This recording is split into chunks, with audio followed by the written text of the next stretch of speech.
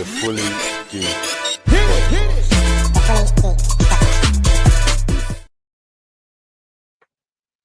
Yes. Welcome back, one and all. Episode 282 of the Fully Geek Pod. You got myself, Nate, the man in the know. And you got Merv, the famous warrior inside. Yes, and it seems a little bit different because you can only see two screens today. But everyone is well. Some people might join us, but we're just making sure you get an episode this week. Obviously, this week was Bank Holiday Monday, so obviously everyone's spending time with their family and stuff. So didn't get a chance to do it today, but we're still giving you an episode, so we've recorded a day later. But it will still be out on Wednesday. So, Merv, how about you, man? How was your Easter weekend? It's right, you know. It's like, mixture of fish, fritters, and decorating. Cool. I'd ask you, do you remember the reason for the season? But you know what I mean, You know, the resurrection of Christ, you know. Nah, because I know everyone was celebrating Bank Holiday, but I was like, do you even know why we got a holiday? But it's mad, you know. I think for me, like back in the day, not Christmas, Easter used to be so much similar to Christmas, actually. Do you know what I mean? Like, and the thing about with Easter, it seems like there's more days. Like you got your Good Friday, Easter Sunday, Easter Monday. Yeah. I don't know why Saturday just always gets ignored. It's like Saturday's the day to catch up with a bit of things, and it's like if someone's within a party on Sunday, whatever. But yeah, recent years it's just kind of been like I come around for dinner, but obviously it's Easter. It's not really about partying and stuff in it. But no, it's good, man. I think it's like I said. Went church Friday, Saturday, Sunday. Yeah, I even went on Saturday. I did go for the Easter vigil and stuff, but it was just nice. Like it was just a nice weekend. The weather held out, and it was like for the kids, they get the Easter eggs, all them kind of things. You know what I mean? But it was good. It was a good weekend. Nice relaxation before back on the plantation. So obviously, back to the plantation today. Let me stop calling people that work at the plantation before they listen to the podcast. All of a sudden, I'm doing all of the lunch duties and all of the break duties. You know what I mean? In the sun, okay. Nah, but it's good to see. Obviously, it's a mad one because Easter Sunday, we saw, because obviously, the Pope was unwell. Yeah. The Pope was unwell. Then Easter Sunday, he came out in, I don't know if it's called a Pope Mobile. It might be Pope Mobile, but I'm just thinking of this.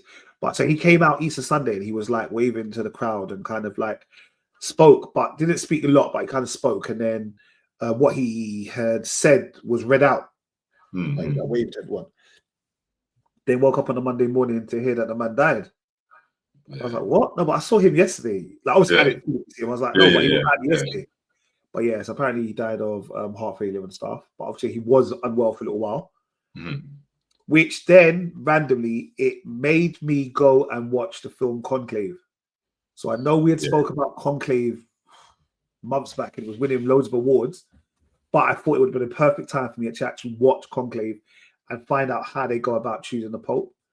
And I'll be real with you, Conclave deserved all of the awards it got, man. It's powerful, like. It's powerful. So there is a book as well. So, but because I've watched it, I don't know if I'm going to read the book now. But it was just interesting to kind of find out how, for example, now they're going to choose the next Pope. And for some strange reason, when I was younger, I thought the Pope was always Italian or the Pope was always from that part of the world, but it really isn't. It really isn't. Yeah, same there. But if you do, like I said, I think you'd actually enjoy watching the film Conclave. I think Kel and them might watch it for its religious connotations and that, but it was good. Like it questioned a lot of stereotypes and like what the church does and all that kind of thing. It was good, man. Definitely got to get on that, man. So I heard it's good.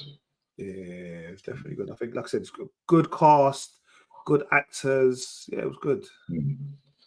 I was about to say the man from Bird Rock from the Sun, but he clearly loads of other stuff. Oh, John Lithgow. Yeah. Obviously, but in my head, when I'm looking at his picture, I'm like, no, that's the man from Third Rock from the Sun, bro. That was for whatever reason, that was my stuff. That used to come on Channel 4, I think it was. I used to really enjoy it. That was good. Stupid, but it was enjoyable, man. Mm. All right, cool, man. But obviously, I know you are the man with the trailers, and yeah, tell me what trailers have been going on this week. What's the new trailers? So the trailers that come out. So we got another Fantastic Four trailer. I think like this one was the official trailer. So I think the one before was a teaser, although they showed a lot of it. Yeah. No. Again, I don't know what you thought. Did you watch the original one, the original trailer? I watched bits of it, but then I was like, I don't, because I'm also fearful that they're going to show too much. So I kind of want to go in, because it's because I hear like Rich and them like just ripping it, and like people are unhappy about like some of the cast and whatever. I kind of want to go in eyes closed, like eyes shut, just go in and watch the film for what it is, then kind of have a kind of opinion on it. Yeah. And the thing is, I mean, that's like me, like especially with MCU trailers. I just want to watch the teaser trailer, the official trailer, and no more. Don't want to see any more trailers in it because after what happened with Thor Ragnarok, I was upset. Do you know what I mean? Like, but with this one, it shows a bit more. Like, obviously, it's still set in the 60s and stuff, and more action. See them in their suits properly in that as well. We got a bit more Galactus. So I don't know if you know Galactus is the main big thing, and obviously like Silver Surfer. But this one's so played you talk to me because I know like I saw Marlon the other day. Again, nah, I've got enough to say about this Silver Surfer. Like, what do you mean? I did my research and Silver Surfer's never been female, and I'm like, okay, cool. I don't know if it's that big a deal, but like, tell me, as a man in the know, like, you tell me, like, what is it? Is it as deep as like the things are making out? No, like I think she is. I think there is a rendition of Silver Surfer being a female, so it is comic book accurate, isn't it? Okay. But I think it's like how people are. They want everything original. Obviously, it's a reboot of Fantastic Four, which is with MCU. So I think everyone just wants things to be as original as possible. So we want the original Silver Surfer. I think his name is Norrin Judd or something like that. Anyway, but yeah, they want the original Silver Surfer. But we've had them in the old films. Remember, like with the ones with Jessica Alba and Ian Grufford, and Chris Evans. Yeah, so like it's not. I don't know. It's not, to me. It didn't seem much of a big deal. Okay. Yeah, but it was alright. It was the right trailer. I liked it. Can't complain about it at all. There was another trailer was 28 years later, which is the one sequel to 28 days later. Yeah, so 28 days later, 28 weeks later, and then 20 years later, isn't it? Yeah, 28 years later. Yeah, so yeah, man, you know what? To be fair, I need to get back onto the original too, but this just looks like a film that is again, like, I don't know, just gritty horror at its finest. Do you know what I mean? Like, and I think the 28 Days franchise anyway, it's been really popular anyway, so I think people are going to really enjoy it. But in this one, this looks good. It's got what's his name in it? Aaron Taylor Johnson. Craven the Hunter. Yeah, like he's going to be in it as well. So it looks good. I don't know. There's a zombie there that looks like Cillian Murphy, and I don't know if it's been confirmed that it's him or not. But I'm like, if that's him, that's deep, man. Because that's how it ended up. Well, I guess it would make sense that he did end up that way. Because like you can't be on the run for that long. Yeah. At some point you just can't kind of. I don't know. I guess at some point you just like fuck it, bro, whatever, and do your worst. No, it's true. It's true. Especially for that amount of time. In fact, if it is him, I wonder when he actually died, because it's 28 years later. Yeah. And no one ain't surviving no zombie apocalypse for that amount of time. Nah, we're gonna. Well, when's it come out? June. Yeah. I want to talk about zombies and that at some point, because I don't get them. What the zombie films? Yeah, like like okay, there's always like a zombie boss, yeah, Yeah. who's in control of all the other zombies, yeah. But I never understand what is their end goal, bro. Like, like once, for example, you take everyone out, yeah. What do you do? It's true, there's no more brains to eat. Yeah, it's like, what are we doing? Like, do we tell each other? It's true, unless it's like Walking Dead, like, because with the Walking Dead, they just end up like just staying still. They'll literally just stand there until they hear a noise and there's like, but other than that, they just obviously I don't watch Walking Dead. So no, what? they'll just be standing, like there'll be hundreds of them just standing still doing nothing. Do you know what I mean? Because there's nothing for them to do, isn't it? Like they kind of move about when they hear noise, basically. Oh wow. Yeah. But imagine that you're just brain dead and you're just standing there, just waiting for the next meal. That's what I'm saying. How much can go around, bro? Yeah. Okay. No. Well, I did like the original 28 Days Later, and I did like 28 Weeks Later. Like, it's a weird one. I actually did watch them when I was younger because they were based in my house. I think I watched it a bit late. No, I don't even know if I've seen 28 Weeks Later. Okay. If I'll be honest. So I definitely I'm liking what I see from the trailers, but I'm like, because I'm not I've got no rights to really comment on it. I need to see the other two first. Yeah. I think when it comes out in June, I think I would say I'd recommend we watch the new one, the old one, before we go back and watch the new one anyway. Yeah. Okay, so there's trailers. I'm trying to think, was there any new shows like trailers that I've seen? No. Although a recommendation that someone actually did say to me, and I don't know if you've seen it or not, it was on it's on Disney Plus, but apparently The Stolen Girl. I think I see that advertised, when I'm watching like a Disney Plus program, I see it advertised. It was Stolen Girl, apparently supposed to be really good. Yeah, okay. So I don't know. I guess that's one for us to watch, The Stolen Girl. All right. Well, cool. Like I said, there's only two of us. Let's get into it, man. All right. Because I don't want to watch it, and I know we normally start with it, I'll let you tell me what's been going on in the world of Power. Power Book 3, Raising Kanan. Well, as you know, what did you say? Have you given up yet? No. Still committed, man. Still committed. But as you know, obviously, what's his name? Unique's alive anyway. And he's finally revealed himself to everybody. He's just on some rampage. Like, you know what? I don't care. I'm back from the dead, and I'm taking out everyone that gets in my way. Like, so we left off with him. Yeah, last episode, like he went to Rock's house, and Rock's house, just eating his ice cream, and like he basically said like he didn't believe, like she was just basically saying, look, it wasn't me, didn't do anything, because he thinks that her and Ronnie set him up, and it's like, no, I didn't set you up, and had nothing to do with me, sort of thing. And he's just like, no, you know what? He's doing one of them ones, rather than just killing her on the spot. He's like, I'm gonna take your whole empire down. I'm gonna take you out, and everyone that you care about. Like, he let her know that he killed her lawyer and everything, like in a few episodes back. And like, so I think what's happening right now, I think like she's just kind of going to her brothers like, look, nah, he's alive and he's just going on some rampage now. We've got to deal with the situation.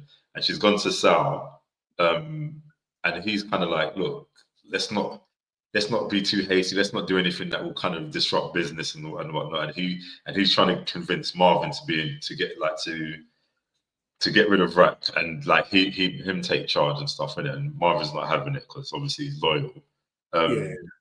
Lou's is kind of like, obviously he's recovered now. He's done his rehab, and he just wants to basically yeah, he's like, no, we can't have this guy threatening us, like, unique, innit? So he's like, yeah, I'm ready to take him out. Like, got to protect all you guys. So he's kind of like, So is he back? Is he yeah, back?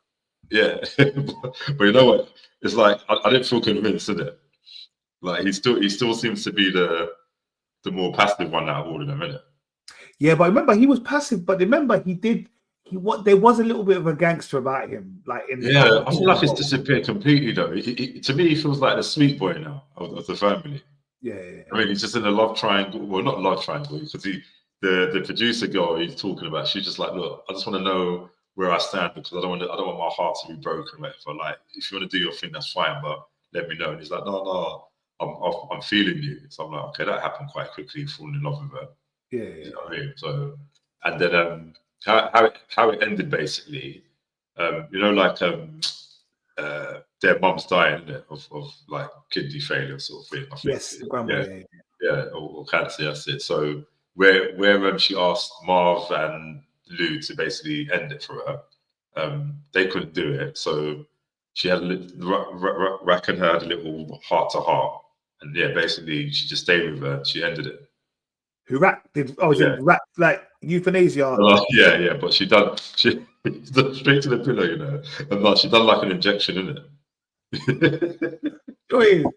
In my head, yeah, like, I don't know. Visually, that's what I saw. Innit? Yeah. I mean, that's everyone's mind is the pillow. Yeah, and the struggle. She's like, "Mum, you got to do this. You got to do this." Yeah.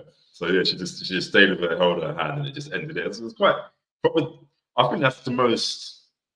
I can't think of any other scenes in the whole Power universe at all, but that's probably one of the most normal and heartfelt scene I've ever seen in Power. And obviously because Rack was the one that she didn't care about her mum or nothing actually.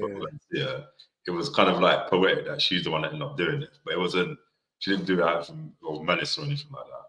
So were any of the others there, or just Rack? No, it's just her. Okay. Yeah. But essentially, it just kind of looks like, because they went to everyone. Like they went to what's the guy that was in The Wire? That Wendell Pierce character. Yes. Yeah, they went to him like, and they're going, oh well, yeah, just thanks for letting us know as like a business courtesy, but yeah. So I think in the end, this is going to be all against one really, because Nick he's just not having it, and he's just not listening to anybody. But does Nick still fancy Rack? It doesn't seem like he does. He wants her dead. I think he wants her to suffer. Yeah. But sorry, and the thing is, like, obviously, like every so often I kind of flick and I will read a quote or whatever, like So Kanan, yeah. Does he think that Rack? Who does Kanan think killed his brethren? Oh yes, he. Wait a minute. That was mentioned, I think he did say that he thinks his mum done it. Yeah. Oh, but we actually don't know who killed the. No, we don't know who done it, but he suspects that his mum done it, basically. Yeah, that's a good point because he did mention that in today's episode. Okay. Yeah, I don't know. I'm not sold yet, guys. I'm not sold yet, but I don't know if you got gas like how many episodes we got? 3 more episodes. 8, 9, and 10. If you lot somehow gas me by episode like 8, 9, like, oh my god, this will be sick, then I could potentially just like watch them back to back to catch up for the last one. Yeah, I think either way, it's true. If 8 and 9, you definitely got to tune in for 10. You just have to. Wait, have they got one more? They got one more season, isn't it? After this, or do they? I think they must have because I can't. Well, I was going to say I can't see them dying. We're in season 4 now. Yeah, I think we did say they got one more season. Yeah. All right. Cool. Well, yeah. Shout out all the power on. It's not Stars. MGM Plus. Yeah, MGM Plus. MGM Plus. All right. Well, the other big one we've been talking about is Mobland. So this week we had Mobland episode 4. And I will tell you from the beginning, I told you last week that woman gets on my nerves. Who She's who made dangerous, bro. who Yeah, she's made dangerous. Yeah, she's dangerous, bro. She's like, she is like, you know, it's always weird one, yeah, because there's always a woman behind the man, yeah, that's pulling the strings, like that actually is really the boss. And Maeve is the boss. Like she's the way she's manipulative, the way she's pulling the strings, the way she spoke to Harry. I mean, her grandson. Sorry, not even Harry. She spoke to her grandson, and she was like, "No, you don't Oh, know yeah. everything you wanted. We got them right exactly where we wanted." I was like, "What? You set this whole thing up?" It's like, "Yeah, they're getting fat. Like we're making money, but they're getting fat after that." I said, "What? Like you really?" I felt like you could have found a better way of just killing other people, bro.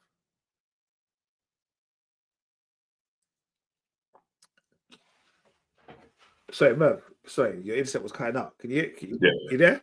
Oh yeah, sorry. Yeah, I'm here. I'm here. Yeah, sorry. Yeah, so yeah, Maeve. I wasn't really feeling Maeve, but yeah. What were your thoughts on this episode? No, man. I liked. I think Harry's definitely cracking under pressure. Where we kind of saw a bit more of a contained, quite suave Harry. He's like the pressure's on him now because obviously, what's his name? Richie's still got his hooks into him, isn't it? Basically, Yeah, like with all that sort of I can't remember the butcher guy. Like he was just kind of saying, like, yeah, if I'm going to still investigate, and he wants him to do stuff for him, but because the way he stabbed that guy up, bro, it was like I had to turn my head. Do you know what I mean? I'm like, I don't like stabbing to that capacity, innit? the thing is, the way he stabbed him, it Mm. made it look like it was personal. Yeah, Yeah, yeah, but he also stabbed him in a way like, "Bruv, allow me. You can see that I've done all of this. I will clean it up. Like, allow me now." yeah. So it's that thing. It didn't feel like he had anything against the guy he stabbed. It was Yeah, more about his frustration with Richie, innit? yeah, And like you said, it's like, yeah, he's just kind of stabbed him up just to like get that frustration out. But yeah, and then obviously like the situation between Harry and his wife as well. That's a bit on tender hooks. Like, so they've obviously been hiding in their little barge, whatever. Well, I'll say little, it's probably not a little barge. I think it's fully got a U-shaped kitchen in there. But when she wants to go home, she's just like, just talking about stuff loosely. Like, yeah, if you knew who, if I gave you the name that my husband works for, you'll just know what. Like, so she's being a bit reckless with her words, really, as well, and like, And yeah. loose lips sink ships, my guy. Do you get me? yeah. Loose lips sink ships, and I just think I understand her frustration because obviously she wants her man in it. Yeah. She wants her man, and she feels like her man's got another family, and he is choosing the play cousins instead of choosing her and her actual child or whatever. So I hear it, but I also think like you must have known what your man was into from a long time. Exactly. And it's not to say like he just met them the other day. He's known them since he was a child, isn't it? Really, like in the detention center. And yeah, and obviously like Conrad pays her a visit as well. Like basically like, bro, that scene was like, this is not. How can James Bond do this, bro?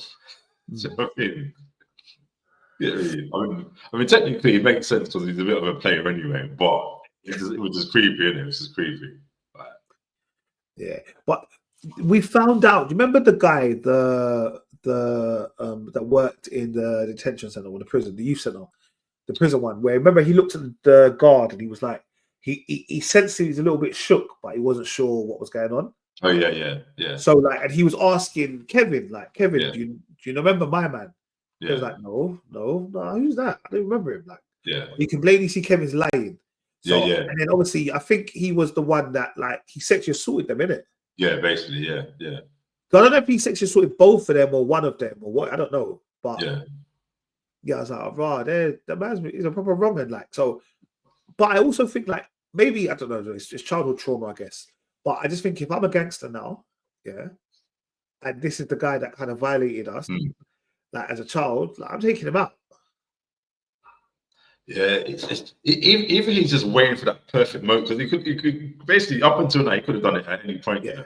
He's grown now. He could do whatever he wants to, but then once like someone's done something so wrong to you that killing them would just be too easy, isn't it?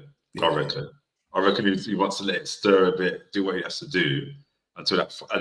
And maybe he's even scared. You know, he's probably even scared of doing And it. I'm thinking that it's childhood trauma, isn't it? Like, Yeah, even though you're bigger than him now, you could probably yeah. blow him. Like he could just go around killing everybody, talk down him up. But this guy is the guy that literally made a devastating impact on his life. Yeah. So it's interesting. Like I said, for me, it'll be interesting how, I guess, what we're doing next, because I don't know.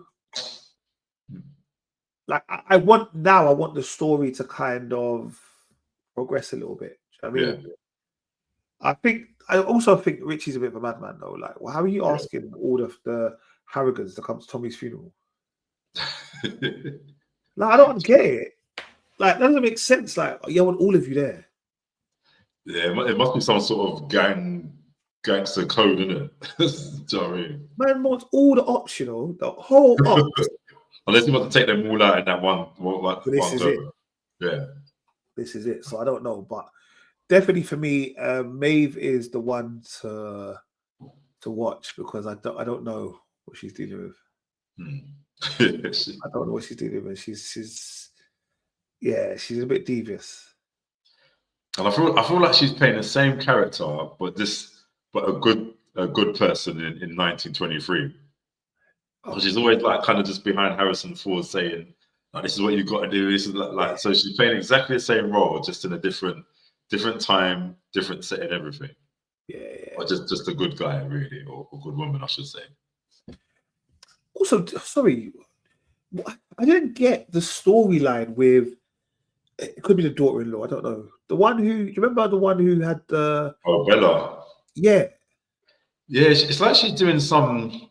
From what I gathered, she's doing some kind of deal, isn't it, with other people, and she's trying to get her dad into it. But that bit, there's something going on there, and obviously she needed Harry to help her with something, like with his USB drive or something as well.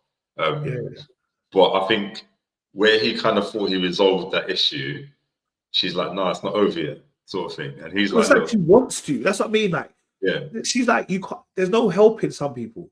Yeah. Like, no, Dill's not dead. No, Dill's not dead. Yeah. And the thing is, I don't know, because she's obviously the in-law of the Harringtons. Yeah. It's like she probably just wants to do her own thing and doesn't want to be necessarily tied down. But obviously, she's still using that title to basically be like, whatever I tell you to do, you have to do it because you work for the family, isn't it? And there's still something going on with them, blatantly. Yeah, brother. I didn't like the whole. I've gone upstairs, said to him, "It's done. Look, it's not going to happen anymore. Here's your USBs." Okay, I'm still going to do it. No, you're not. Anyway, I'm out of there. Go down the stairs. Oh yeah, no, I was just telling her to take you back. Yeah. Hey, what's Harry talking about? He was just saying this. I was like, oh, come on, man. So I know, and the thing is, I thought he would have. I thought they would have made him have a certain look or something, because like that's not what he told me. Yeah. Do you know what I mean? And obviously he tried to call her to probably let him know, look, Kevin's coming up, just corroborate our stories, isn't it? Yeah. So. Hey, random. I didn't be telling people their business, yeah. So I was at work here. Yeah. And then one of the kids has gone missing out of his lesson, yeah, for like half an hour. Says he's getting toilet or whatever. Ain't come back to the class, whatever, yeah. So he gets brought to my office. I'm like, where have you been? Like, what's going on? What are you doing for yourself? What are you doing with yourself? I said, oh no, I needed to go to the toilet. And then like he comes back, he goes, all right, sir, I needed to make a phone call to my mum. Yeah. So I was like, where were you? He's like, I was by the main office, whatever. I was like, it's cool, we got cameras there. I'll go and check to corroborate your story. Yeah. So I said, go get a note. He comes back with a note saying, he went to get eye drops. I said, brother, that's not what I asked you. You get me? Yeah. He goes, and then he goes to me, okay, cool. What it was, sir? I was on the phone. So I said, why did you say that? He goes, no, I didn't get in trouble. I was like, whatever.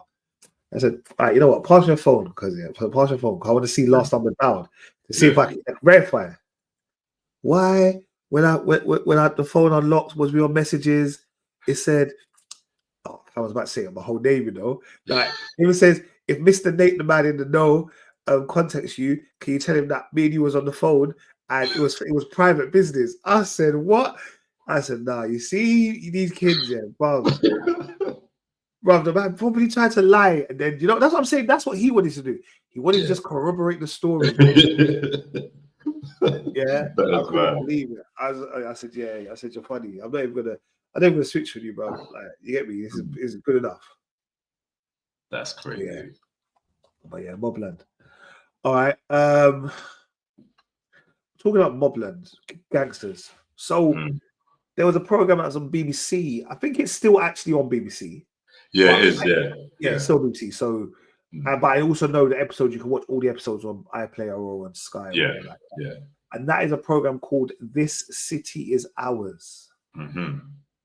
This City Is Ours. And it is based around like a gangster family, to be honest, like a family.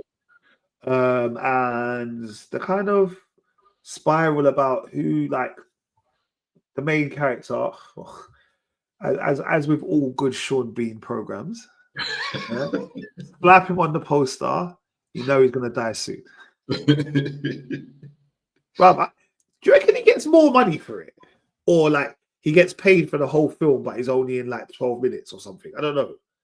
I reckon either way, he must get some good money. I think he's one of these actors that's clearly known worldwide that everyone knows what he's about in it.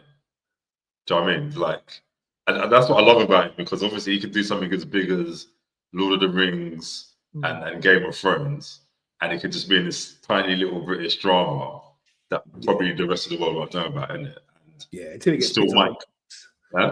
Until it gets picked up on Netflix. Yeah, and he'll still probably get that paid money. But it's like, no, he probably might be one of the names that bring people to that program. Innit? Oh, definitely. But yeah, so it's about the family, and obviously, like I said, Sean Bean kind of gets taken out, which I guess we'll talk about how he died. And then it goes to a kind of a challenge for the top dog. Yeah. Who's going to become top dog? Is it going to become his son, Jamie? Yeah, Jamie. Yeah. Or is it going to be his right-hand man, Michael? Yeah. That he's been working with for like 20 years. Yeah. Do you know what? It literally became a situation of cat and mouse between the two of them. Yeah. Like, and I'm surprised that, obviously spoilers, but I'm surprised that both of them ended up living. Yeah. But that's what I'm saying. So I don't know. Is that because we want to have a season 2? Or is that just, how the story kind of goes? That's the thing, I really enjoyed it, but I don't know if it's got the legs to have a season 2. Yeah, I mean, it definitely ended with open, like, you could do with more of the rest of the story, but I'm like, what more could you possibly do there? Like, again, I was comparing it to Kin earlier on, wasn't I? So where Kin, I think it had this sort of 2 seasons so far. It did feel like you that was unfinished business, but I'm not sure what Michael and Jamie are going to do, unless, of course, there's just a new player in town. Yeah, and Jamie, I don't know. I don't think he's good enough to be the top dog. No. Yeah, but Mike just really wants to go off with his missus, and they want to go. He's like, I'm tired of the game. Do you know what? This is one thing. Yeah, obviously, it's gangster stuff and it's bad, and yes, they should reap the consequences of their behavior. But his girlfriend is getting on my nerves. I'm like, look, just leave him alone to be a gangster, innit? This is what he's good at doing, and you're just complicating things. Do you know what I mean? I don't say too much because it makes me feel like I'm one of them guys that hate women. I really don't. I love women, but it's just like sometimes it's like their value in these programs is just like so out of order. Like, allow it, man. Yeah, like, you're either with it or you're not with it. If you're not with it, kick out. Yeah, like even that scene in the restaurant, I'm like, you're saying a lot, man. Do you know what I mean? This is like this ain't no British gangster. This is international gangster, like, and they've got ethics and codes in it around this stuff, and it's like you can't just be getting involved like that. You're gonna mess it up, man.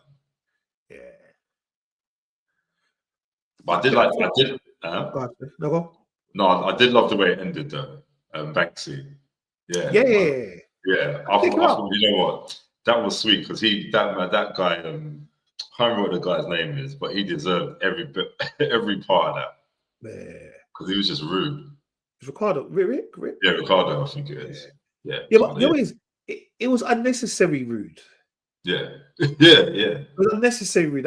That's my issue. Like I can see you being sharp, all that kind of stuff, but like unnecessary rudeness, I'm like, allow it, man. Yeah.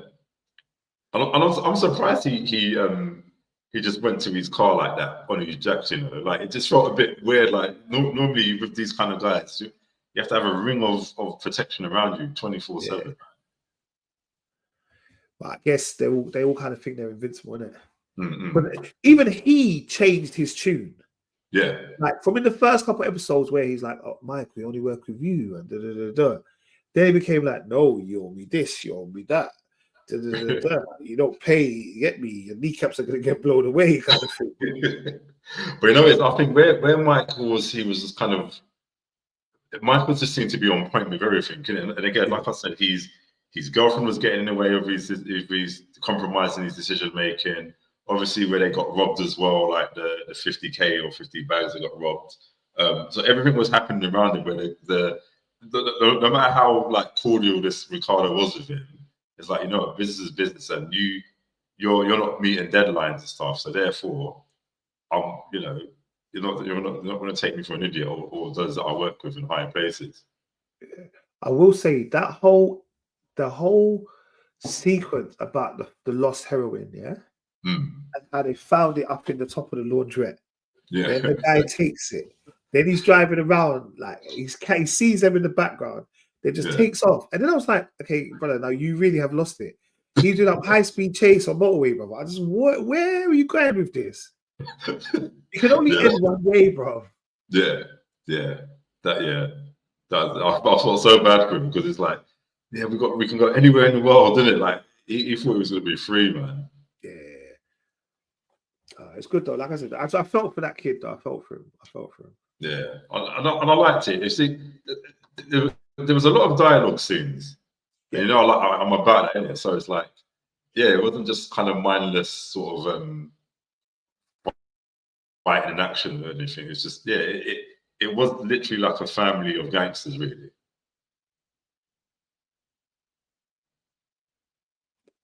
I'll definitely show you. The hula hoops are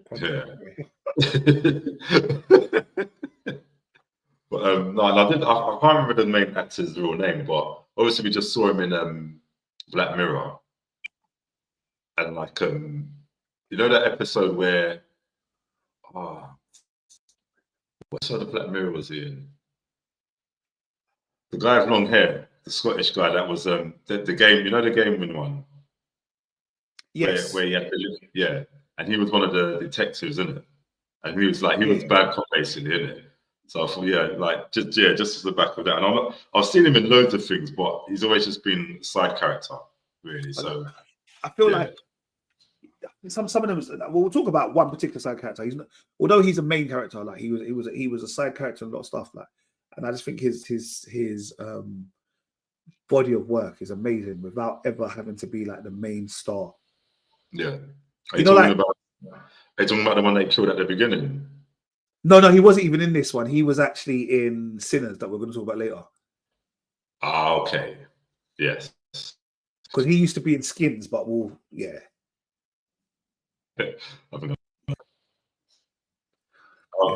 Yes. Yeah. Yeah, no, this Sea Is Ours. It is on BBC iPlayer and BBC One. Yeah. So go and check it out. This Sea Is Ours. All right.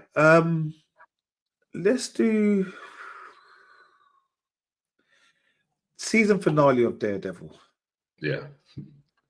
So we had the season finale of Daredevil episode 9. And it was okay. It was nice to see Punisher in it. Yeah.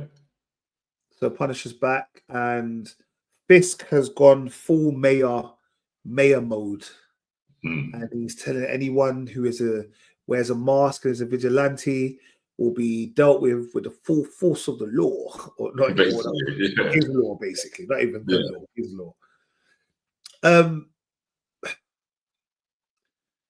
You know what it is? I had high hopes for Daredevil, Born Again. And maybe it's my fault because I had such high hopes. But I felt that Daredevil, Born Again just didn't live up to my expectations. I get that. I think that's been I think you guys have been consistent from episode 1 to the end, so I accept it. But I really, really wanted it to be sick. And I don't know if my expectation was too much. Yeah. But we waited a whole series. He should have been like this in episode 1. Yeah. Like episode 2, whatever, you just called Froggy, whatever. Episode 2. We can't have watched 9 episodes for you to get to this stage. And you haven't given it. But if this was episode 9 and we had 6 more episodes in the arc, fair enough. Yeah. What, you're just gonna wipe your hands and then tell about, oh, we'll see you in 3 years or whatever it is. Nah, bro. Yeah. Do you know what it is? Again, I do like my action. Yes, I think to be fair, anyone going into this, you're watching a MCU film, as much as they're trying to be quite grounded and more going into the more of the adult direction, you still want to kind of see action a lot. Do you know what I mean? And I think with a character like Daredevil, where obviously he's daytime lawyer, nighttime vigilante sort of thing, there has to be that perfect balance, because I do generally sort of feel like people like the Matt Murdock side of things. Do you know what I mean? Like, he's struggling and whatnot. And I guess comparing to the Netflix series, where you had more action, more violence, well, not necessarily violence, but you had more Daredevil time, basically. I guess that's what people wanted to see. That's what people signed up for. Do you know what I mean? And obviously they did like the relationships between him, Foggy, Karen, what's her name? Is it Claire, the Rosario Dawson's character? Yeah. Yeah, Punisher. Like, so, and obviously, what's Stick? I think Stick, his name, wasn't it? Of course. Like, yeah, like, so he still managed to have a lot of good relationships with people, but there was more action. And I think that's what people. I think it was a brave move they made, because I enjoyed it. I think I like things like that anyway, but that's just me. But I think for the general average audience, they want to see a lot of action played out. Yeah. And maybe this episode, obviously, it probably might feel a bit rushed, because obviously you had him suited up. You had Frank there with him as well. Yeah, everyone was just doing their thing in it, and then it still kind of ended with, like, it doesn't feel like a proper ending to a series. Like, we still have to wait again now for how many, whether it's a year or 2, whatever. Oh, well, yeah. I just read somewhere, it says Daredevil Born Again Season 2 release date will be in March 2026. Okay, and then I also just read that it was actually an 18 episode season, and I think they halved it into 2. Yeah, because they've done rewrites as well, didn't they? So yeah, that's what I believe. Because initially it was supposed to be 18 episodes, but yeah, that was a big jump to the normal Disney formula anyway. Yeah, like, where you had your 6 to 8 episodes. So I mean, having 18 episodes would have been a bonus, but I'm like, that's not even normal anymore for even any TV program. do you remember when we used to get 23 as a standard? Yeah, 23, 24. That's standard. Yeah. Well, yeah, 24 was actually 24 episodes, isn't it? Yeah. Yo!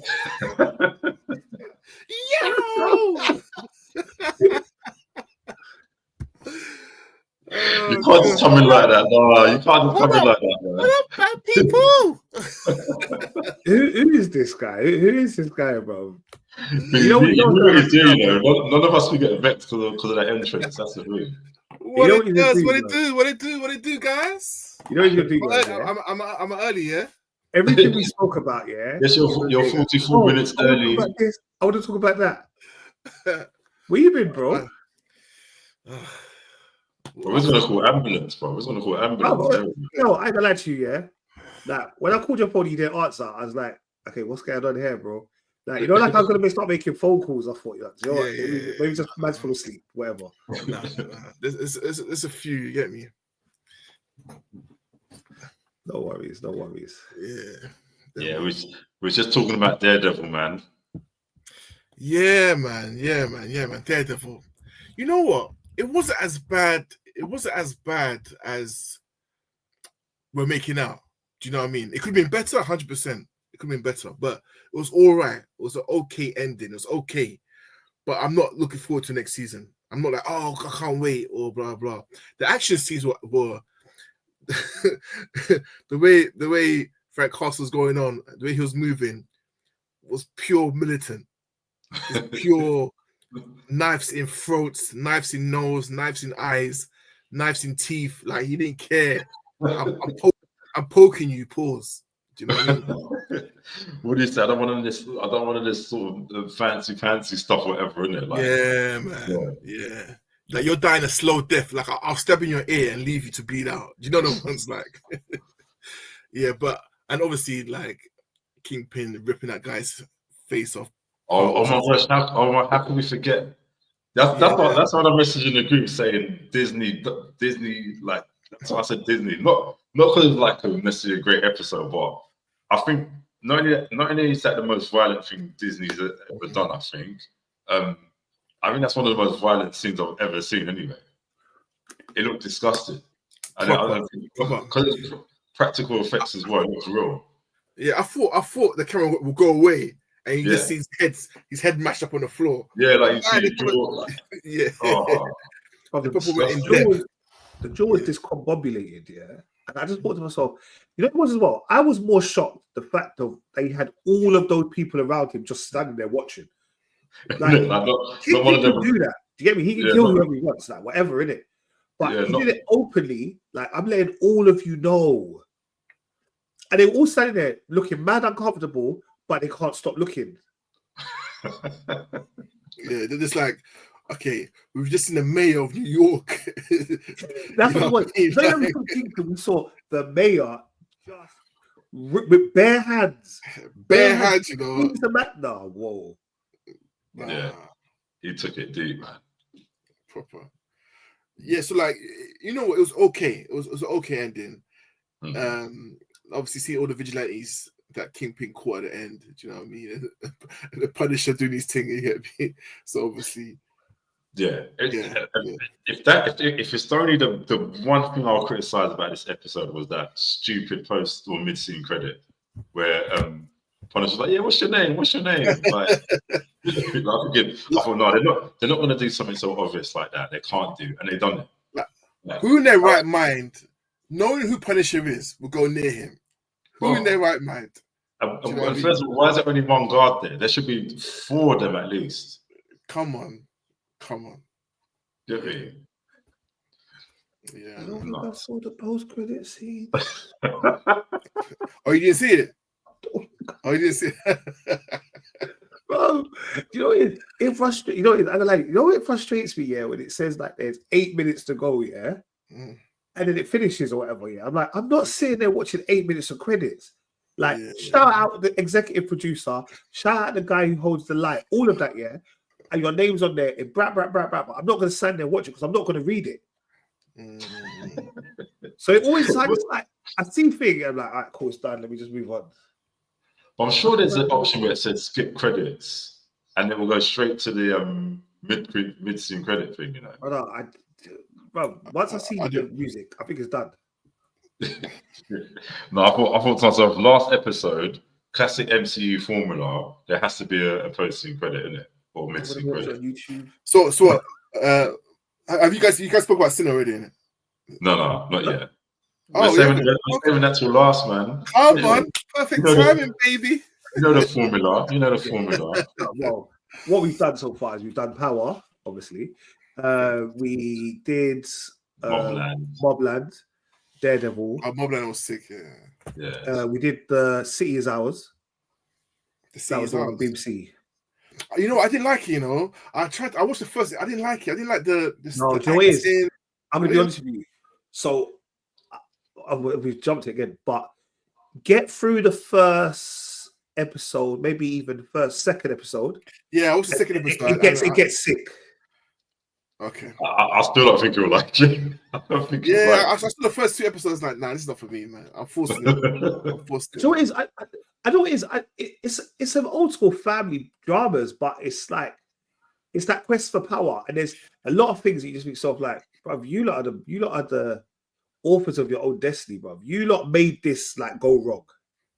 Yeah. You know, when you watch Mobland and you watch that, there's a That's the mad problem. difference. That's the There's problem. a mad difference. And I'm not just talking violence or anything like that. I'm just talking just the acting alone Yeah. and the specifics about Mobland. I can't. It's like my mind. It's like this is like a cartoon that I'm watching. This in comparison. Do you know what I mean? So I just like, nah, I can't. Yeah. Okay. All right. Well, before we get into Sinners, we had The Last of Us. Sorry, Kel. I don't know if I said to you. Kel, you need to go watch Conclave, bro. Like, especially after we spoke about the Pope. Okay. Go watch it. It's good. It's good. All right, cool. The Last of Us, season 2, episode 2. You know what? Yeah. When you know what? I thought I watched everything. So in the morning, when Rich goes, Last of Us, and you went, bruh, I was like, oh shit, I knew I haven't watched something. So luckily, thank God for MB, Nate.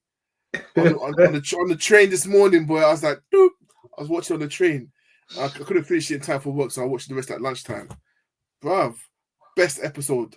First and second season, this is the best episode. And I'm so happy I don't play the game because I didn't know what was going on. Do you know what I mean? That is, I think, Joy it's like a saving grace. Yeah. Because we really don't know what's going to happen. Like, yeah, exactly. Like, I don't like, so that thing that happened, like, obviously, whatever, do you know what I mean? Yeah. Obviously, it weren't Sean Bean like, but I just thought, hold on, whoa. Bro, like, why are we doing? It's just the beginning of season 2. Like, what are we going with this?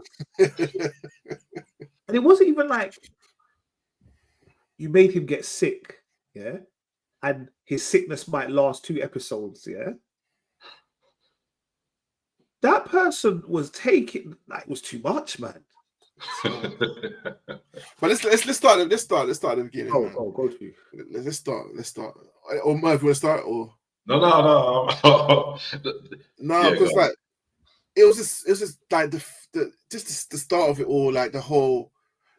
You know what? When someone's gonna die, they kind of tell you at the start, but you don't like. You know what I mean? They make it centered around the whole relationship between her and Joel, and do you know what I mean? Like, oh, why don't you get on? We do get on. It's just a father and daughter thing. Blah blah blah. Stay out of it. Then obviously the storms, like wow, and these new people. Because I haven't played the game, I didn't know who these new people were or what they were about. Do you know what I mean? Or who was it? Is it Anna? Annie? Abby. Yeah. Like, so obviously I'm just watching like who are these? What like looking for Joe? Why looking for Joe? Like what do they want with it? What's he done? Do you know what I mean? Kind of thing. And what made it even better was that I forgot her name again. Did you say it? Abby. Yeah. Abby. Yeah. She came in the crew. She didn't look like the leader, or she didn't look like the aggressive one, or she didn't look like the. So I wasn't even looking at her as the aggressor or the person that's conspiring to do what she, you know what I mean, to kill Joel. No, I just thought maybe it's, I don't know, they want to get some information. You know what I mean? Just to interrupt quickly, though, it's funny you say that because in the game she's proper like she's butch, isn't it? Oh, is it? Yeah. So like that's what everyone complained about. It's like, oh, she don't look like because she doesn't. She's taller in the game, she's bigger, so she looks like a person that I'd think twice about fighting this girl, basically, isn't it? Okay, so if I think that would have spoiled for me a bit because then I would know. Yeah. But because she came across it's like a normal lady, like this, you know what I mean? Obviously, I knew there was probably from some army skills or whatnot, but so I like the way they've done it in a sense for me. Obviously, if you're a gamer and blah blah. I get it. Mhm. But for me, the watching, I was like, I didn't expect her to be who she turned out to be. Do you know what I mean? Yeah. Yeah. It was just a nice build up to the story. And bruv, come on, this was like a White Walker / Walking Dead style thing where. Well, Good, I can't think of the epic episode of Walking Dead, but I can think of like an epic episode of Game of Thrones where the White Walkers were just on stuff. Do you know what I mean? Yeah. And it was But in fact, it was like a Glenn moment, bro. Walking Dead. But it was like a Glenn moment. It was like a episode 3 or not episode 3. Game of Thrones where Sean B got his head cut off. Yeah. All the red wedding. You know what I mean? It was that shock of a moment. Do you know what I mean? Yeah. Even before we got there, just how intelligent the fungi is getting. The fungi is getting so intelligent, bro. Right, so Through the pipes, you know. I mean, let's talk about. I don't like. It's what I say about the zombie thing. Yeah, I don't understand people's end goals. Like, I don't understand their end goals. Yeah, like that war. But this is what I'm saying. This whole episode, like even without the Joel thing, yeah. That Joel thing was one thing. The war was epic. Epic.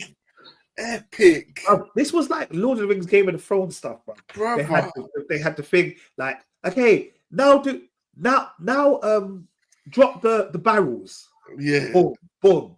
Thinking, okay, the barrels are quite heavy. They're squashing the zombies. Okay. Then they're like, no, light them up. Boom. Now there's fire. I said, okay, you don't thought about this. Yeah, proper thought about it. Because they let the barrels spray a bit, so that when they explode, it'll go explosion go everywhere. Do you know what I mean? Yeah. It's proper thought out. And it was gone.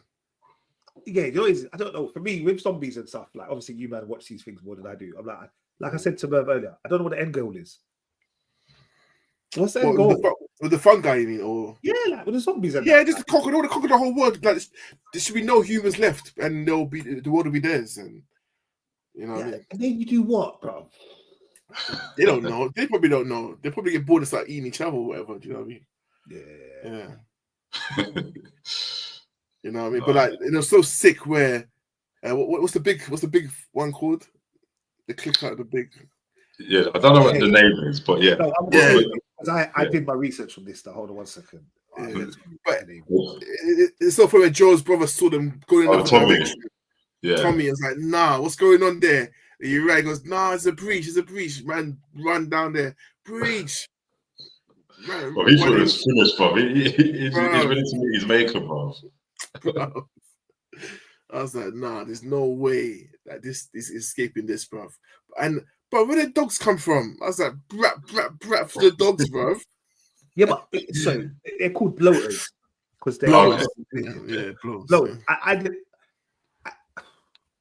How would this? What I'm saying, like this felt like Lord of the Rings, yeah, where you had like the orcs and then you had the other guys that are running stuff, yeah. Like the bloater just kept on going. Yeah, and it's dense as well, man. It's just built up. That thing just looked like you're gonna die. But that looked like pure fungi, like no human. Yeah, but this fully should be the last episode. You know, I don't get what they're doing. This fully should be the last episode. What's gonna happen for the next 8? Bro, full disclosure, yeah, I knew what was gonna happen to Joel. Not because I went out to look for it. It was a sport for me years ago. Because remember, this game's been out for a very long time. But I was still shocked because I'm like, I didn't know who was going to do it, how it was going to happen, or when it was going to happen. So I was still very much shocked. And I think even just the way they done it, I'm like, I feel sad, man. I feel angry as well. Do you know what I mean? I feel angry. I was watching the canteen. Yeah. Bruv, I ain't gonna lie. My eyes got watery. I had to suck it up. I'm in the canteen in it. So I was like, I can't. Don't you dare. And I was like, no, you can't cry in the canteen. But yeah, man, it touched me differently. Pause. Yeah. Good save. Yeah. The golf club, though. What's that? The golf club. The golf club. It was just. And it's funny because in the game, that golf club survives, isn't it? But that's what, that's when you know she was hitting him so hard with the golf club, bro. It just she had to switch to her fist afterwards, isn't it? Like, yeah, bruv. I don't know if her reason is warranted, bruv. Well, to her it is. That's her dad.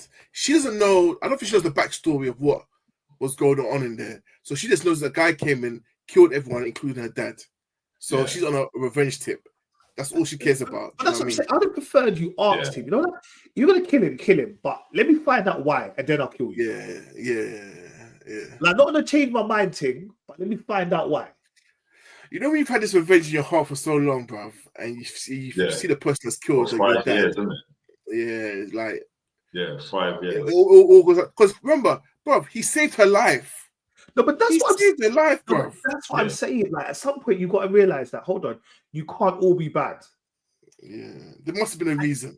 It was the fact that the rest of the group, are all looking at you like, Abia, you're right, bruv. Like, all of them are just looking at Abby like, because I swear some of them were like, stop. Yeah. No, at the start they're like, nah, like, allow it. But yeah, when she got a shotgun and shot him in the knee straight away, I was like, ratted. This is what I'm saying. It's like, I thought, wait, you shot him in his knee. Like, how's he going to recover from that ever? Do you know what I mean? In your kneecap. Like, trust me. Yeah, like he might have had his leg amputated or something eventually. Do you know what I mean? But like, and the thing is, like, you know, when you see something happening, you're like, okay, someone's gonna come to the rescue. Like, obviously, Ellie did come eventually, but still, she was too late.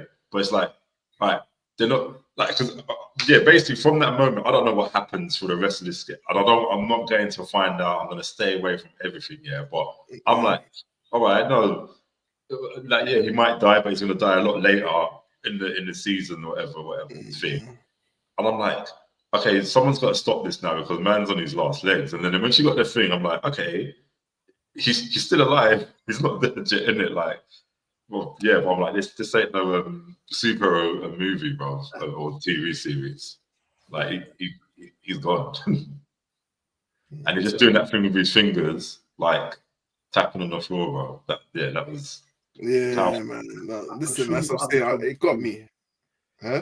The thing, I'm sure you've got other roles to participate in. Like, you're you want another job.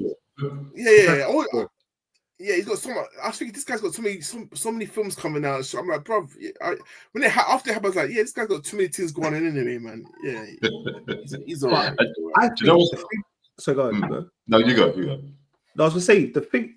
His death upset me, but I think it was Ellie's response that upset me more. Right. That's what that was a tearjerker. It was her.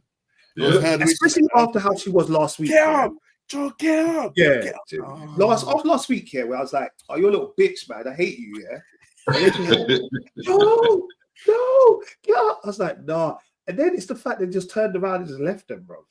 Like, I ain't come for you. You don't bother me. I'm going out of business.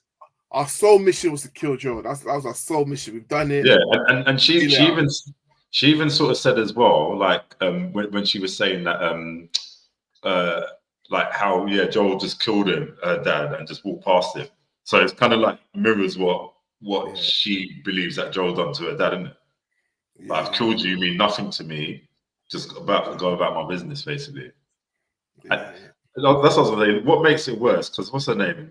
The person that played Abby, Caitlin Dever, like, where I've seen her in other things like Booksmart, she's kind of like, she's a very good actress. Like, just like in a more light-hearted roles, like, you like her as a character. It's like, people must hate her now. Do you know what I mean? She's become that person. It's like, you killed Joel. Like, so, no, it's a good choice. And I would have been good as Ellie, though, to be fair. You got Dina. They just put Dina to sleep, you know. Can you Yeah. imagine? Like, you don't understand. Ellie, they don't know Ellie's going to be there. Yeah. Nah. They just know that Dina's there. Yeah. They put Dina to sleep. So when Dina wakes up, she just sees a dead Joel there. Yeah. Mad. No, she sees a dead Joel with Ellie crying on top. You know what I mean? Well, no, that was bad. And then obviously you see them. Well, you don't see them wrap up the body, whatever. or you see them just riding the dead body back. I'm assuming to her brother or whatever, innit? No, it was the guy. No, it was the guy that she went out with. Yeah, no, I'm saying I'm assuming they're gonna take the body back to base. Oh yeah, to base. Yeah, like brother, they don't even know what's happened. So they come to the base and then see pure dead bodies, bro. Like, yeah, they're gonna have a madness, bro. Like, listen, the next few. I hope it's not. You know, like on Game of Thrones, where whenever there's a major White Walker scene, yeah, the next is just dead after that. Remember, like it's like, here we go. They're gonna start slowing up. And that's the thing. I have no idea. I think that's what's good about it, because I have no idea what's to come. Like I know Abby's a playable character in the game, so obviously there's more to her, but in what capacity I don't know.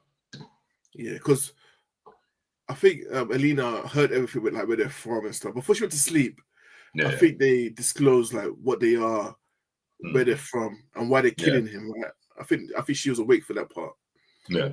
So she'll tell them who they were. So I think it'll just be a full on war. All I can see them do is packing up, going to Seattle, and it's full beef in Seattle. Yeah. But you know, again, they're just bigger fish to fry, my guys.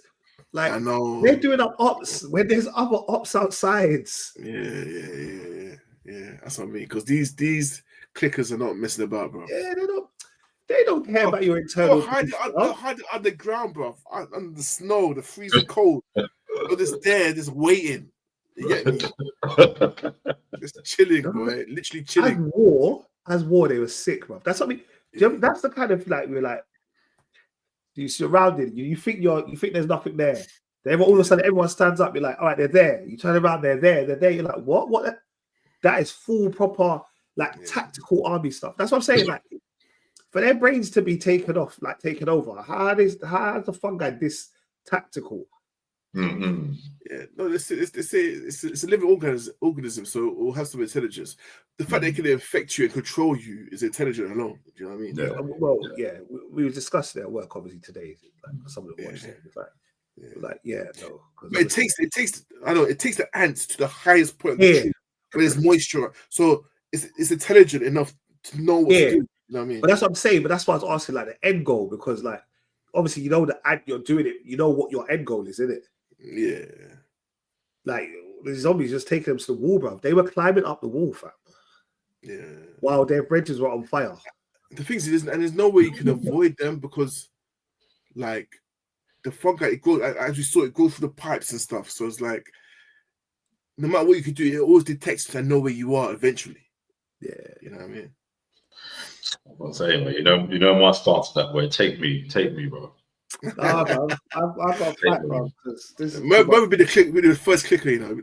From conversation it's getting in pipes, bro. It's a wrap. He'd be the clicker that's taking. No, don't worry, I got you. I know where they are. Over there. He lives there. Number 37. That one there. Go ahead. No, but massive episode. That was a big episode. I wasn't expecting that at all. And so early in the season.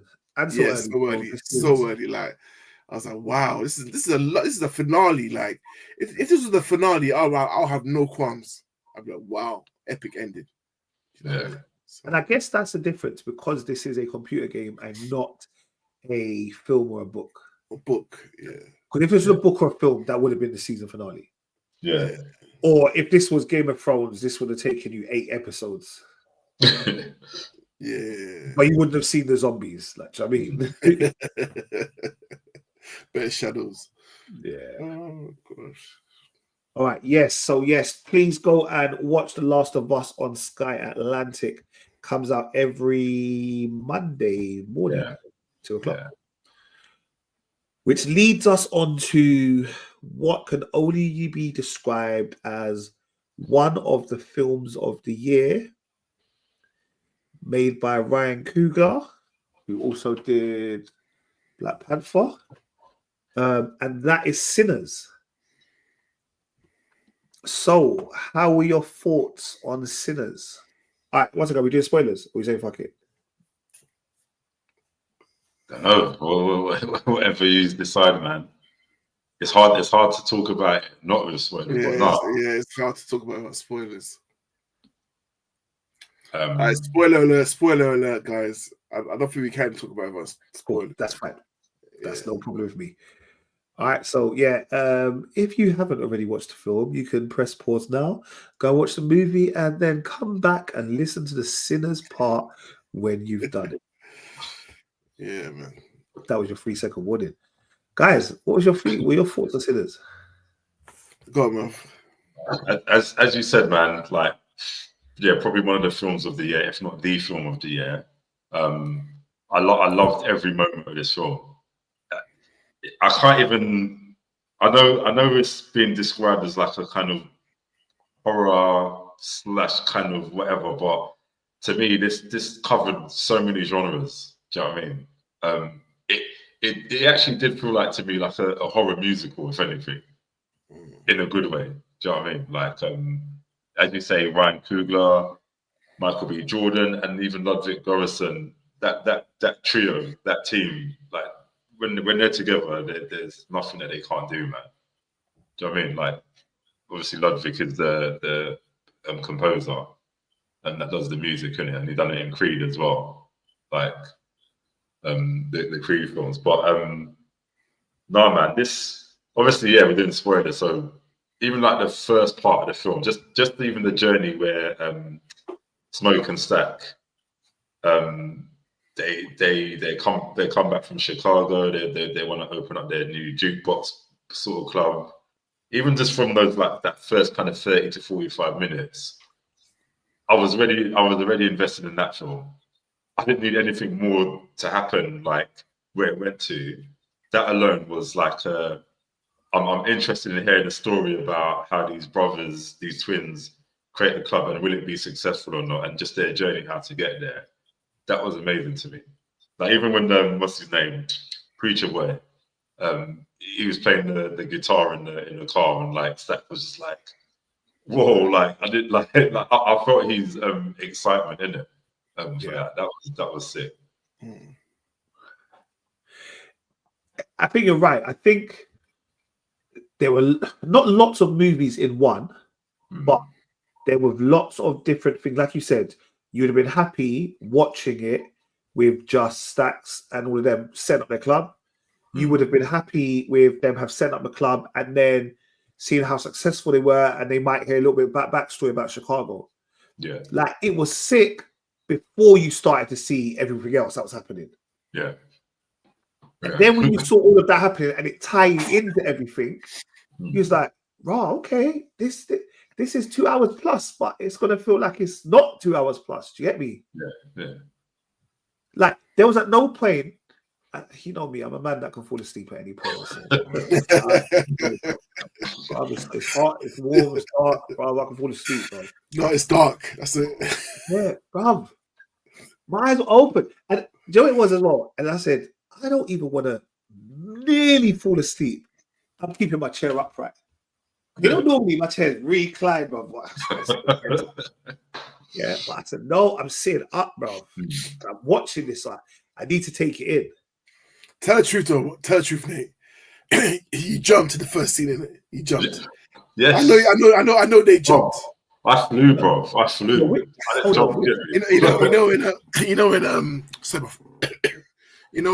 the son enters the church, what's his name? What's his name? I can't remember his name. Preacher Boy. Preacher Boy enters the church and you see flashes. Yeah, like, demonic. Yeah, that made me jump. Like, No. Do you know? No. You know what? I tell you, the first bit I jumped, I got at you, was when the snake. I didn't expect to see the snake. Oh, you didn't? Okay. Yeah, that made me jump as well. That was my first, then I remembered that I'm not with my people then. I'm in a cinema full of randoms. Nathan, hold it down. Yeah. And then there was a brother in the cinema, yeah, that he did what I always do sometimes, yeah, where I laugh uncontrollably in the cinema. So like even where I thought it might be a little bit like a bit techie, he would be busting up, which made me like, yeah. Like internally, I was laughing because it made me feel like I was safe. Yeah. And the thing is, that's the thing. Where those jump scares happen, I was like, all right, this has set the tone for the rest of the film. I don't know. Exactly. I don't know if I could keep jumping for another 2.5 hours. My heart can't take it, innit? Like, I'm like, that just disappeared after the snake bit. Do you know what I mean? Yeah, like, yeah. It's weird. So, as I was saying, there were so many elements to this film where it's like, okay, focus. And I know that sometimes that can be quite annoying because you just want it to be focused, but it didn't. It done the opposite for me. Like you guys touched on it, but the character building was elite in this film. Yeah. Like I feel like I knew all the characters in depth. Yeah. Do you know what I mean? And that helped. I think that's what kept you alert, Nate. That's what kept you like wanting to watch it because you're getting to know these characters and you want to know more about them and how they got together. And I don't know what's happened to my voice, but yeah, it's all of them. Like, do you know what as well is weird? Because okay, you clearly know that Stacks and Smokes are the same person. Yeah, you know that. Yeah, you know it's Michael B. Jordan doing both of them. Yeah. But when they're talking to each other, you forget that it's Michael B. Jordan talking to Michael B. Jordan. 100. You believe that they are two individuals. Like, you believe they're twins. No, shout him out, man. Shout Michael B. Jordan. Shout him out. Yeah, no, he smashed it. Yeah, he smacked it. He smacked it. You know, like, it's so when you're one actor that plays twins, it kind of throws you off a bit because you know that person's not a real twin in real life. Do you know what I mean? Yeah. And it doesn't always work. But they made it. I think, to be fair, I don't think that's. I'm not convinced. But I think it's only when, as the film went on by, that you could see their individual personalities. Even the way they were dressed, they had the same hairstyle as well. But even the way they were dressed, I thought, you're clearly stacked. I think it's when they split as well. Yeah. When they split, now I can see you lot are two different people. Yeah. No, they're right.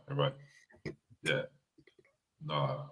And the film was raunchy as well, you know. So I was talking to somebody today at work, and I goes, have you seen Sinners yet? He goes, no, I don't know, man. Somebody told me say it's not that good, yeah. But the next person told me it's good. You're telling me it's very good. There were some questionable lines in there. I said, what do you mean? Yeah, some tongue and I said, oh yeah. I was like, 25, man. Yeah, it's not for the Yardy man there because Preacher Boy was about that business. All right. Again, all right. So I got to cinema a little bit late. Yeah. Because I want to go stop and get popcorn and all the rest of it. I don't want to buy the popcorn in the cinema. Not that I'm being cheap. I just don't want to spend money in the cinema. Yeah, come on. Yeah, bought popcorn, little meal deal, little sandwich, little drink, whatever. Standard, bro. So I've got to the cinema a little bit late. So I missed like the first beginning of it, right in the beginning. But there was an extra seat in the back, which is like, it's supposed to be like a carer seat. So sometimes if the cinema's packed, I'll sit in that seat. Yeah? Because the cinema's packed. The only seats that were right at the front, or I got to sit next to people I don't know, whatever. So someone's in my seat. I was like, so I've got like, so you know, you good. Sorry. But you got to take off, you got a jacket on, you got to take everything off to sit down and whatever. I could swear blind that the person next to me is a young person, like I know 15, 16. So when all of these scenes are on now, like the picture point, like, I'm feeling mad uncomfortable because I'm like, I don't know, like if you should be watching this. You get me? Then, that's the teacher in you, isn't it? Yeah, my mum's like, no, you know, like I just felt uncomfortable. I don't think like if you're not watching your people, that's fine, but I can't be sitting next to you at like the age that you are, and I'm allowing you to watch this. So now I can't even watch the screen properly. I'm like, you like my mum's in the room. Like, I'm like, But there was a few kind of like let's slap this X-rated stuff in there. Yeah, proper. Like Michael B. Jordan got it twice. How greedy! I did like the bit when they was in the club and Future Boy was doing his business and like Stack was knocking on the door and he's like, and he heard the noise like, yeah, my guy. I was busting up for that. It's a great space. Come listen to my cousin. Come listen to my cousin. Yeah. Yeah, man. The thing is, she was going, no, I need to like clean up. He was like, no, man. I was gonna teach you. I said, raw. The Delroy Lindo was heavy in it as well, man. He was yeah. Good. He was funny. He was funny. All the actors were good, you know. Yeah, listen, man, they're all on point. All of them. Even that Forrest Whitaker guy. He was talking about cornbread. Oh yeah. He was in cornbread was 8 Mile. Yeah, cornbread, isn't it? Yeah, it was an 8 Mile. Yeah, cornbread's an 8 Mile. So whenever I think of him, I always think of him with 8 Mile. Well, if he's Whitaker's son, I'll believe it. He looks like Forrest Whitaker, bro. Yeah, it wasn't Omar Benson Miller, isn't it? His name is. Yeah. That's the thing. I don't think I've seen him like when he was a lot younger. Like I haven't seen him on screen in over 10 years. I don't think. And I'm sure was he in Me, Myself, and Irene with Jim Carrey? Maybe. Yeah, like one of the triplets. I don't know if he was. You know, it might be. He was in Sinners, Ballers, 8 Mile, Get Rich or Die Trying. I knew that much. Yeah, Get Rich or Die Trying. Yeah. Okay. Yeah.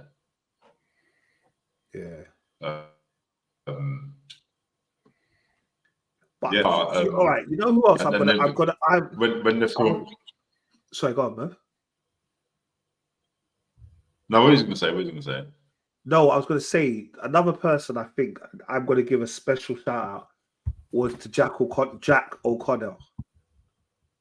Massive. The one who he used to be in Skins. Yeah. You know the white guy who is like the head vampire. Yeah. But I thought he was sick, bro. Like, I want to learn river dance because of him, bro. The way he just did the Irish, bro. From the time he came up when he heard the music, and he was outside, he goes, "Oh no, we just want to come and frequent the venue and let us in." And he was like, "Okay, we'll play music." And he was just, and then Irish dance. I said, "No, you." I said, "Your levels." Proper. Bro, even his entrance, because like when you first saw him, you just saw him like fall from somewhere, and he's on thinking, "Why is man burning like that?" Exactly. But then obviously because we watched we knew straight away that he's a vampire. Well, I didn't clock that. I didn't clock that. Oh, I knew straight away. Like, yeah. I know. I only watched the very first trailer, and I thought I don't want to watch any more trailers to this because I don't know what I want. Yeah, I didn't watch the trailer. Yeah. So like, that was sick. But it was the fact that he went in the house, and then the American Indians came, and they were like, "No, he's not who you think he is." Why? But that's not beef with them. Just tell them, listen. But they probably won't believe him. They won't believe them anyway. But listen, this guy is a vampire, bro. They probably just would have laughed at him and closed the door. They probably have shot him though. Yeah. I'll shoot you where you stand. But the American Indians, it was like they were hunting. They were like hunting him, and they were never to be seen again. I know. I thought they'll come and help out. Do you know what I mean? Yeah. They're like, okay, we tried. We tried. Yeah. To be fair, like there was that was random because they were never to be seen again. The end bit where the clan comes back. That I would say that it felt random, but I guess it still kind of foreshadowed what happened from the beginning, innit, when the guy sold him the place. But I'm like, this scene was a bit weird because like, why? Do you know what I mean? But either way, it's still good. Can I just give a shout out to Preacher Boy's girl though? She was smoking. Alive? No, she was. Yeah, yeah. And this is first role, ever. Yeah, first acting role. Yeah, they smacked it, man. And you're kind of thinking, where have I seen you before? Nowhere. Nowhere, boy. It did remind me a lot of what's that film called? From Dusk Till Dawn. Thank you, man. Thank you. I was gonna say that. It definitely reminded me of that. 100. I think it's the old school and just because that was the whole random as well, isn't it? cowboy film. Yeah, because we thought we were just watching some kind of road gangster film, like on the run and all that stuff, and it's like next thing vampires, and they're like, where the hell did these come from? Do you know what I mean? So, remind me a lot of that. But obviously, there's layers to this film, as definitely, and spiritual layers. Do you know what I mean? Like how the vampires are trying to tempt you. You get me? Like, you know? I think they done, even the way they visually done the vampires in this was heavy. Like just it's like every time they kind of went far away, their eyes glow. Eyes, and they were drawn in it as well. Like it was an interesting. No, sorry, it wasn't there. Sorry. Do you know what scene? It was this scene here. It was this. You're drooling. And she was like, do you want some? And he's like, I said, no. I said, you lot were doing too much here now. This is too much now. All like this, I was like, it's too much. It's too much. Like, it's too much. We're letting out all the secrets now. It's too much.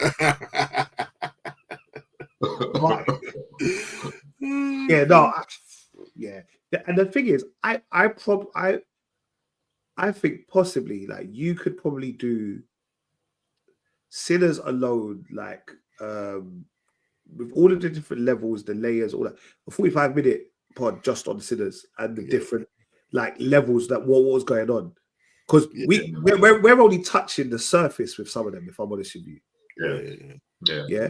That scene, the music scene, where they were going back and levels for the ages. I was just about to say that. That scene alone gave me complete goosebumps. I had to literally just download the soundtrack and listen to that song. That was a phenomenal scene. Oh, man, like it was just watching it like that. That's what it is. You see, music is something. It's a weird one because, especially with like when you hear about like music, and you know that obviously the preacher tells his son that like you're gonna go dance with the devil and all the rest of it. Like the whole music thing is that way inclined, and like for a lot of people, they actually believe a lot of secular. Is it secular music? Is that like it is? Like music is only supposed to be used to praise the Lord, all the rest of it, kind of thing. Yeah, and I know like in certain faiths they don't listen to music like how we do, kind of thing. And it was just like listening to them play the music and then seeing the rhythm, like the old like traditional African dancing, and then you see like the hip hop, and then it goes to jazz, and just watching all of that music kind of combine. And the thing is, the song he was playing was sick as well. It took you somewhere else. Like I felt on a plane. Like I thought, "Rah, this is taking me somewhere else." And I'm looking around the cinema, and this was different because while we all wanted it to be as big as Black Panther, like this, like Black Panther, all the black people came to show out for Black Panther. Like this audience I was watching it with is a complete mixed audience. Like it wasn't like it was, and that's when I realized the film was actually good. It wasn't just like black people showing out and trying to support their own. Like everyone was involved in this scene. Like, and then when you see the roof on fire, and you're like, in your head, you're like, the roof is on fire. We know. And I'm sitting, but that scene alone, I could probably watch. That's probably one of the most beautiful scenes I think. Long time. I was proper like bouncing in my chair, like it was impossible not to move. No, you know what I mean? Had to. Thank goodness my cinema was empty. Was it? Yeah, I saw it like late last night, innit? Bro, Ram. You know what?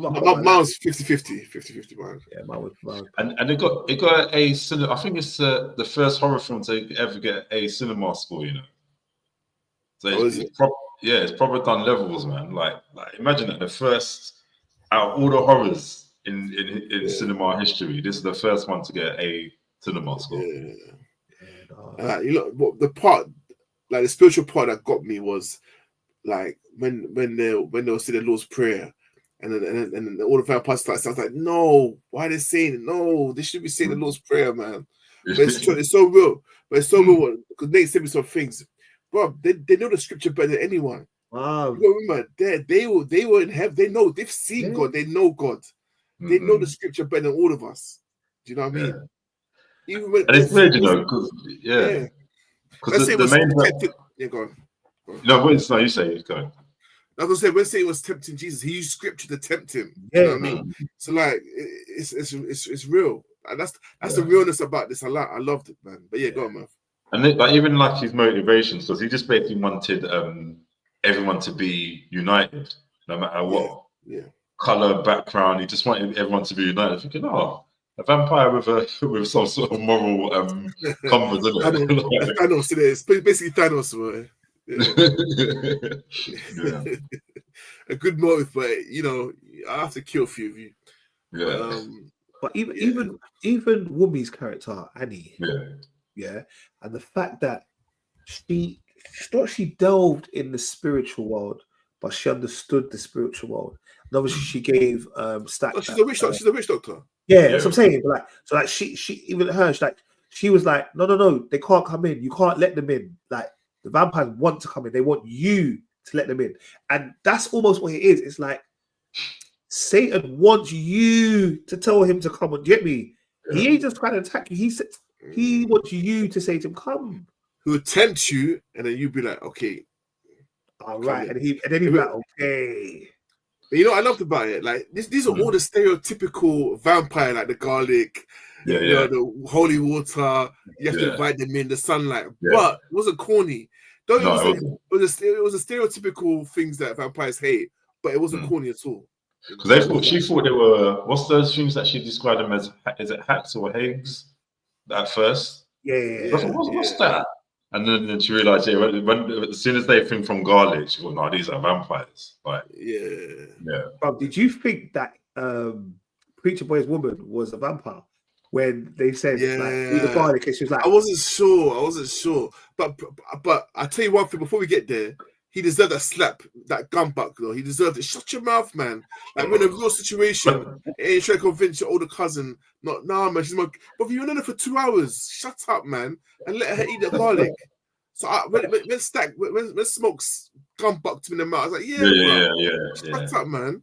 But it was the fact that the black brother that was on the floor, what they thought was blood, was just sleeping. That's water.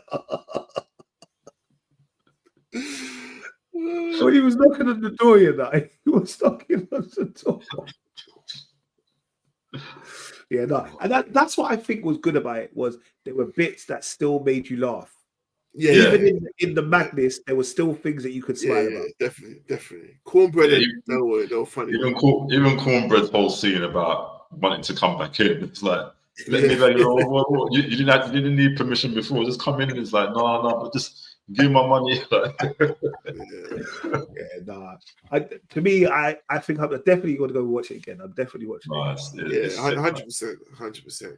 Even like Mary's enjoy it more the second time. Haley's character, you know what I mean? Doctor. All I could see was Dr. Uma's face. This is what you get. Because when Mary switched first, I was like, "This is what I mean." Like she didn't try to bite him on a little small bite, you know. No. She took out hold of his neck. And it ran out. Yeah, man. Gold coins. And did you see the both mid scene and post scene credits as well? Yeah. Both of them, yeah. Both of them, bro. There's only one end scene, bro. There's one right at the end. Right at the end. Yeah. Oh, fuck off, shut up. Don't you see what I'm saying? Don't piss me off. Shut up. Are you serious? Bro, I'm Googling it, bro. I mean, it doesn't take anything from the movie. It's just, to me, it's a bit random that could have been like a deleted scene on the DVD, basically, isn't it? What? I didn't know that. What was it? Go on. No, it was just Preacher Boy just playing guitar, innit? As a young person. He was just doing like but it wasn't anything to say, oh my gosh, it's like, I mean, obviously the mid credit scene was relevant, like it was a whole literally the ending of the film, really, when you think about it. What do you feel the mid credit scene? What was your view? I liked it because obviously they kind of changed, didn't it? If like they weren't like these kind of typical vampires where and obviously Smoke, he promised Smoke that he wouldn't harm him, innit? And it's like, look, we're here, we're living. Obviously, he's with Mary, he's everlasting love now. And it's like, look, you don't have to die. You can just live with us, sort of thing, innit? And I think he just wanted to, where obviously they've grown up, they've lived throughout the years, listened to the change of music. It's like, no, I want to listen to that blues without all the electric and all that stuff, innit? So, yeah. I mean, potentially they could do a sequel, but I don't think I want one. But you know what would have been the sickest ending, though, Murph? What's that? The sickest ending would have been Lisa turning up with her child, killing them both. Do you know who Lisa is? The Chinese daughter, the daughter. Yeah. But she was burnt to a crisp, bro. No, Lisa, no, yes. The daughter. The child. Yeah. Because obviously she got like no one. She doesn't know what's going on. None of her parents come back. Do you know what I mean? But then there's just this scene where the preacher boy passes her to tell her, "Listen, this is what happened. Your parents are coming back." Do you know what I mean? And then she just learns how to kill vampires, and then she just comes and just kills Stack and Mary with her child or whatever. I think that would have been a sick end of it. I don't know why. I said no. But she weren't nowhere to be seen afterwards either. Because I like to, you know, I like her character because she's in a very stern and like there's no character, there's no personality. She's kind of, but she's intriguing because it's like. Yeah. You know when Stack was Smoke, when Smoke was chatting to her, it's like she's very sarcastic, like you got it in one, no. And then when they'll say goodbye to her, she's just looking out the window like, all right, yeah, man, yeah. But anyway, the mom sat out of order though, like, come on, like, just why she have to call everyone in, bro? Bro, I'd rush to bro. What are you doing? He's like. Come on, then. Come. I said, you know what? That's one. There's always one. And then she burns the thing. I was like, bro, shut up. They're gonna burn the fucking building down. I was like, even the first bomb just knocked it out of her hand quick. Do you know what I mean? Yeah, no, it was, and like I said, I think proper levels. I think the comedic values, everything. Grace, her husband, all of it. It made me think I was in that era. That age of era, I thought I was there with the film. Yeah, like even if where they visited where they went to go and get Slim, and he's just there with his I can't remember that thing's called, a harmonica or whatever. Yeah, and like and then saying, "Oh, this is the best." He's saying like, "This is the best blues player." He goes, "What do you know about blues?" Boy, and he started singing like, "Bro, I don't know where you got that verse from." Do you know what I mean? But it's like, wow. Yeah, the voice was so deep. I went, rotted, okay. Yeah. No, that's sick. It's sick. That was a funny scene as well. That scene was funny where he goes, "Nope, you ain't paid me that $20 a night. Nope, I ain't doing it. I ain't doing it. All right, well, I just this Irish beer guy here." Like, what? I can't lie to you, but I wanted to go to off license immediately. Pause the film and let me go and get a beer in it. Like, but let's see the scene. Even the one where he tells the child to watch the van. Yeah. Oh, that's sick. And he says, "I'll give you $10 for every second." Yeah. The girl's like, "Okay." Obviously, that's big money, big bread for her. She goes, No. You need to say to me $20. Then we need to meet in the middle. Like the way he was even teaching her how to do the bartering. Yeah. Then when he came back and he shot the two people in their knees, he shot the first one, and then goes the second one. I ain't having you think that you know what I mean? That you nearly robbed me.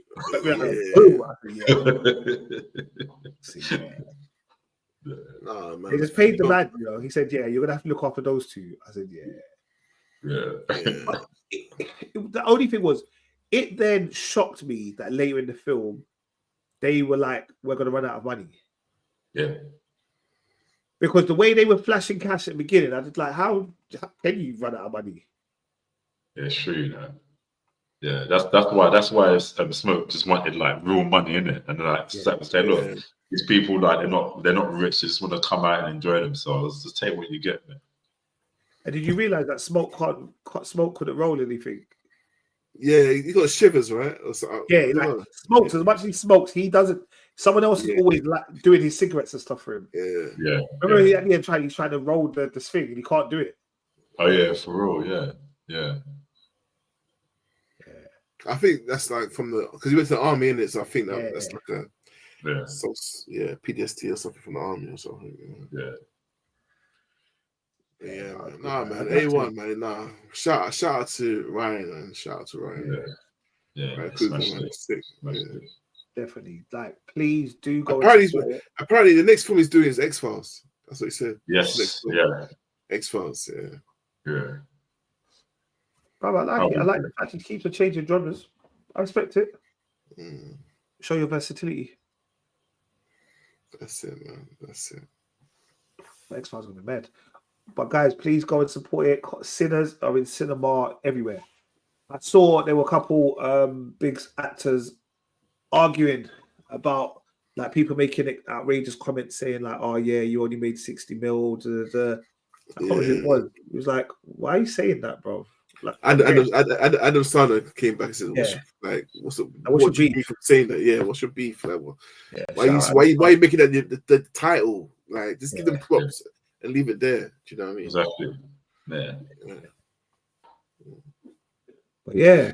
Well, guys, look at that. You lot thought you were going to have a short episode. You thought it was just me and Warrior. Sorry, guys. Yeah, man. Later rifle. Yeah, man. Come on. Yeah. Now, that has been episode 282 of the Fully Geek Pod. We will see you all next week. Peace. Peace.